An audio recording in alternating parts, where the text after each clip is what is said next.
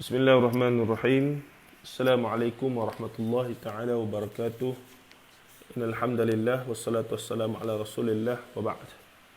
Insya-Allah kita sambung perbincangan kitab ataupun buku kita ini, iaitu Pelajaran Agama Islam karya Profesor Dr. Hamka ataupun Buya Hamka Haji Abdul Malik Karim Amrullah, yang mana ini adalah siri yang ke-9 daripada bacaannya. Kita sudah masuk bab yang pertama dan bab yang kelima, iman, akal dan taklid. Saudara-saudari, kita sedang membincangkan buku Profesor Dr. Hamka yang dikarang oleh beliau pada tahun 1956 lagi. Dan saya sudah memulakan bacaan dan rakaman ini, kemudian diupload ke YouTube channel Zahiruddin Zabidi untuk memuatkan siri bacaan buku ini. Tidak lain untuk sebagai kita kata khazanah lah, ataupun rakaman untuk kali ini dan seumpamanya. Baik, semata-mata untuk melihat bagaimana Buya Hamka menghuraikan konsep iman, rukun iman itu dalam perspektif wahyu dan juga akal. Dan menarik sekali kerana beliau sendiri apabila membincangkan secara tidak langsung sebenarnya memasukkan elemen-elemen perbincangan secara falasifah. Dan ini cukup menarik, dan beliau sendiri mengaku bahawa beliau terpengaruh dengan perkara tersebut, tetapi matlamatnya tidak lain adalah untuk akhirnya menggunakan perkara tersebut adalah untuk menjelaskan konsep Al-Quran dan Sunnah Nabi SAW dalam bab iman itu sendiri. Baik, tanpa buang masa kita masuk bab yang kelima, ya, iaitu ni iman, apa nama tu? Iman, akal dan taklid. Ini yang kita akan baca pada hari ini, insya-Allah, lebih kurang dalam 20 ke setengah jam lah, lebih kurang begitu. Baik, kata Buya Hamka rahimahullahu taala, iman bererti percaya dan Islam yang bererti menyerah dengan segala senang hati dan rela.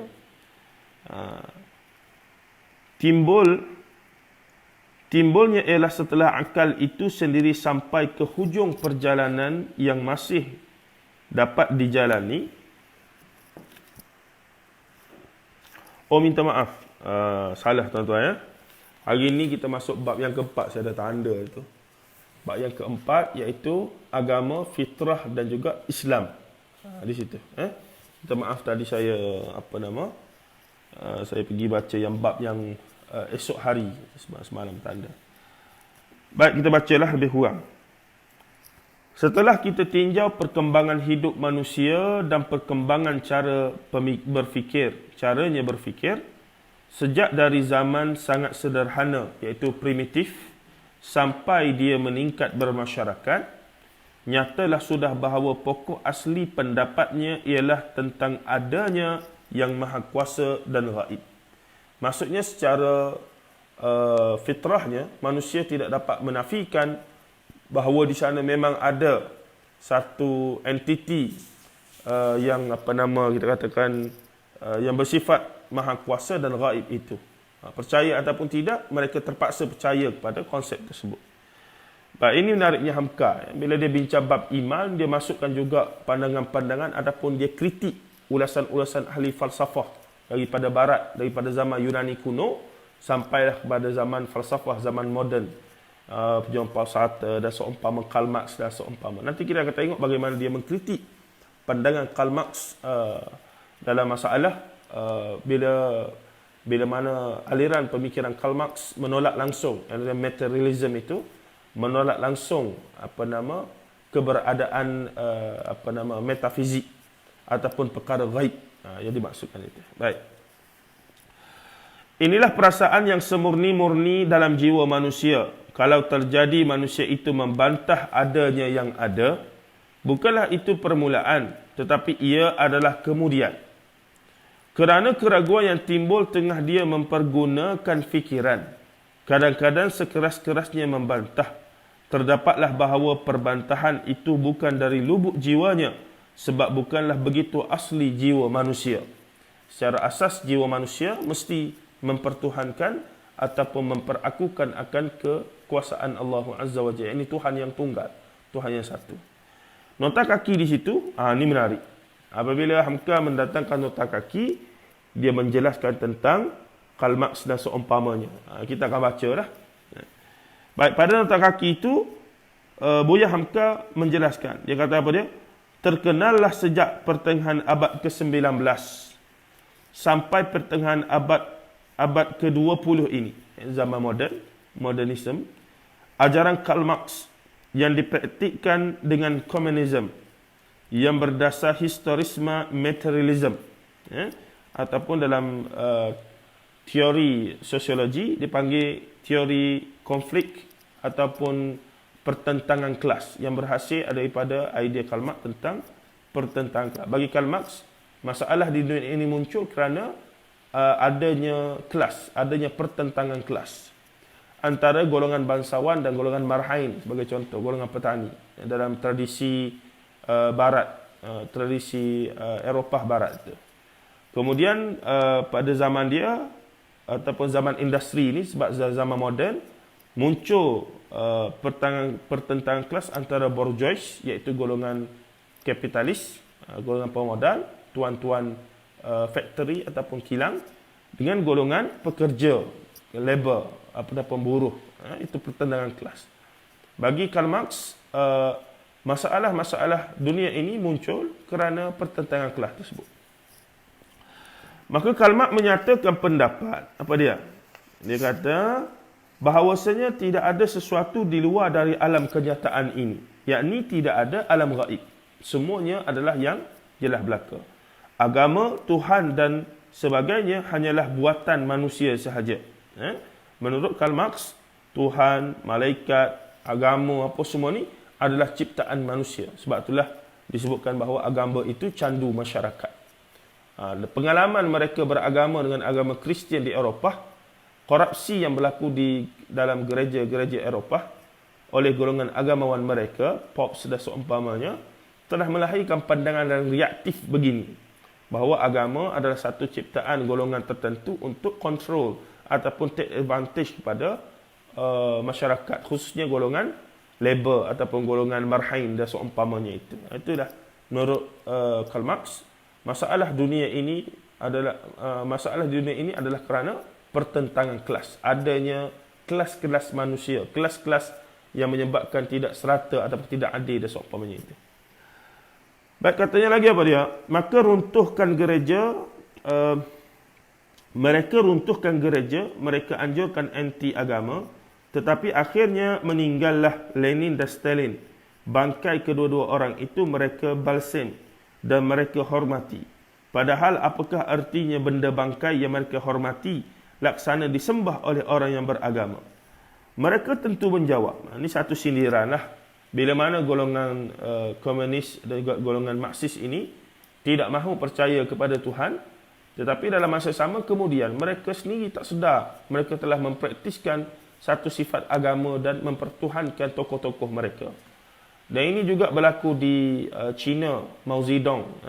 Apabila dia mengharamkan ataupun menafikan agama-agama lain itu, tapi secara tak sedar dia sendiri telah dipuja oleh rakyat China, sehingga dibuat patung, dibuat kuihnya sendiri dan seumpamanya, dan akhirnya sekarang dia dah jadi Tuhan dah pula, disembah, dipuja, dibuat patung dan seumpamanya. Jadi dalam duk tolak Tuhan, tak mahu ada Tuhan apa semua, berpegang pada Marxis komunis itu, secara tak sedar mereka sedang mencipta agama baru, bahkan ia sedang dipraktiskan oleh mereka. Baik. Padahal apakah artinya benda bangkai yang mereka hormati laksana disembah oleh orang beragama? Mereka tentu menjawab bahawa bukanlah bangkai itu yang dihormati, tetapi pemikiran Lenin dan Stalin. Apakah fikiran itu? Bendakah? Bukan. Jadi apa? Fitrah mereka sendiri tidak dapat dihalangi buat mempercayai adanya keghaiban fikiran. Cara tak sedar sebenarnya, dalam mereka menolak mereka menolak metafizik, sebenarnya apabila mereka menghormati, kononnya mereka puja Stalin dan Stalin, Lenin apa semua dan juga Karl Marx ni adalah kerana fikiran mereka. Sedangkan sifat pemikiran itu sendiri adalah ghaib, adalah metafizik. Secara tak sedar sebenarnya mereka pun telah melanggar prinsip mereka sendiri apabila mereka kata mereka puja, hormat, mereka kenang Stalin, Lenin, Karl Marx itu kerana pemikiran mereka, sedangkan pemikiran itu pun bukan satu benda yang real, bukan satu benda yang fizik, tapi benda yang metafizik, benda yang ghaib, iaitu pemikiran.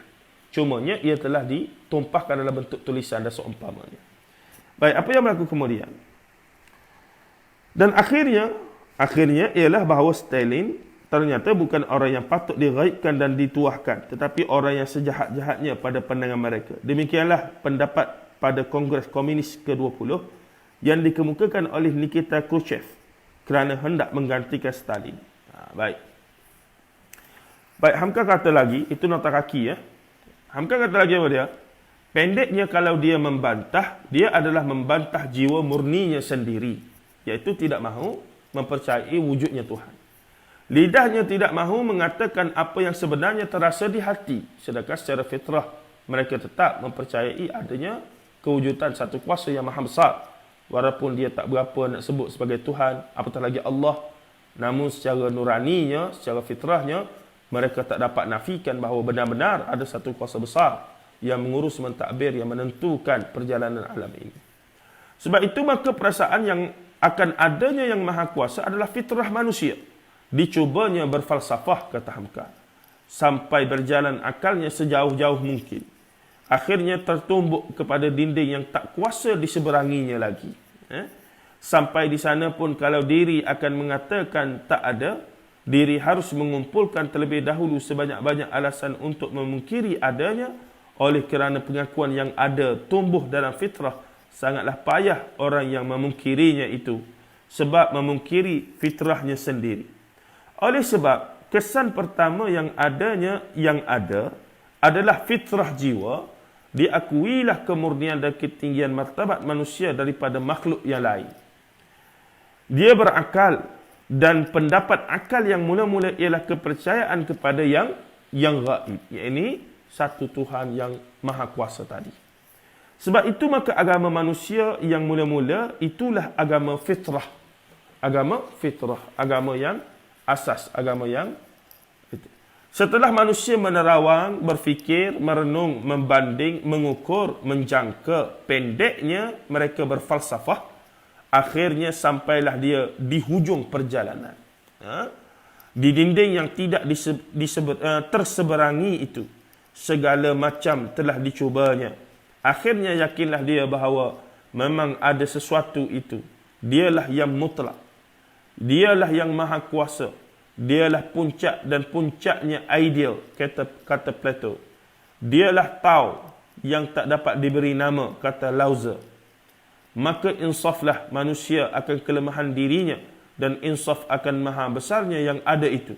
Maka menyerahlah dia dengan segala rela hati. Penyerahan yang demikian dalam bahasa Arab dinamakan Islam. Menyerah kepada kebenaran, menyerah kepada hakikat wujudnya satu kuasa yang menentukan, yang maha kuasa, yang mengurus, mentadbir dan menentukan, mencipta alam ini, dan padanya adalah segala-gala yang dinisbahkan sebagai alam yang wujud ini. Jadi, kata Hamka lagi, dibaikkanlah sangka akan kemurnian manusia. Pada pokok mulanya, dia mempunyai jiwa murni, yakni fitrah. Walaupun diri masih dikatakan primitif, bahkan pada zaman akhir-akhir ini, ahli-ahli pengetahuan sudah kerap kali meninjau kembali tuduhannya selama ini terhadap manusia primitif. Dan dibaikkan pula sangka bahawa sehabis-habis dan sejauh-jauh perjalanan akal manusia, diri akan bertemu suatu perhentian, iaitu insaf akan kelemahan diri berhadapan dengan yang maha kuasa, maha perkasa, dan tunduk tersipu di bawah cerpunya, iaitu alas kaki yang bentuknya seperti terompah. Permulaan perjalanan dinamakan fitrah, akhir perjalanan dinamakan Islam. Seluruh kemanusiaan adalah dari satu kekeluargaan dan fitrah mereka senantiasa mencari hubungan dengan yang menjadikannya sampai dia berjumpa, sampai diri menyerah Islam. Sebab tu Islam, salam, sejahtera, selamat apa semua tu, dalam bahasa Inggeris disebutkan the full submission to the God. Full submission, yakni penyerahan yang tuntas kepada Tuhan. Menyerahkan segala-galanya, yakni tentang hakikat hidup ini kepada Tuhan Allah Azza wa Jalla dalam konteks kita. Maka beruntunglah kita yang dinamakan Melayu Islam, yang dilahirkan, ditakdirkan Allah Azza wa Jalla untuk lahir sebagai seorang Muslim, seorang Melayu Islam, yang kemudiannya mendapat nikmat itu tanpa susah payah berbanding dengan sahabat-sahabat kita yang reverted Muslim yang dilahirkan sebagai bukan Islam. Baik, insyaAllah pada esok hari kita akan sambung lagi subbab yang kelima, iaitu iman, akal dan taklid, yang memakan banyak juga, 2-3 muka surat juga ni. Sehingga itu kita akhiri hari ni ringkas sikit. Sebab apa? Sebab pagi tadi saya sudah bersiaran daripada pukul 6.30 sampai 7.30 tadi di di Facebook Dokumentari Kuliah Studio, membincangkan tentang tafsir perkara-perkara ataupun isu-isu yang kontroversi dan tafsir Al-Azhar. Esok juga insya-Allah dalam lebih kurang sama 6.20, 6.30 hingga 7.30 membahaskan tentang perkara-perkara yang kontroversi dalam tafsir Al-Azhar, melihat pandangan Hamka dalam mengulas isu-isu yang bersabit dan kontroversi dan seumpamanya, insya-Allah. Tapi bacaan buku kita ini tetap kita akan teruskan, sebab kita kalau boleh nak baca sebanyak mungkin, dan semua yang ada dalam ni saya rekodkan dan masukkan dalam YouTube. Bolehlah tuan-tuan yang berminat untuk saya saja, kalau nak baca sendiri itu satu hal, kan. Ini saya bagi alternatif, saya tolong baca, tuan-tuan dengar sahaja. Itu kaedah baru kita. Selain daripada tulis buku, kena banyakkan juga bahan di talian, sebab itu kira khazanah. Bila mana saya mati ke apa semua betul begini, semoga-moga benda ni ada lagi untuk generasi seterusnya yang tidak mampu untuk capai buku Hamka apa semua ni, dapat mendengar bacaan kita apa semua ni. Wallahu ta'ala alam. Tiadalah apa yang kita niatkan melainkan supaya ia menjadi legasi pahala belaka. Semoga Allah Ta'ala terima benda ini sebagai ikhlas di sisinya, walaupun susah untuk mencapainya. Wallahu alam. Sallallahu alaihi wasallam Muhammad wa ala alihi wa sahbihi ajma'in. Walhamdulillahirabbil alamin. Assalamualaikum warahmatullahi taala wabarakatuh.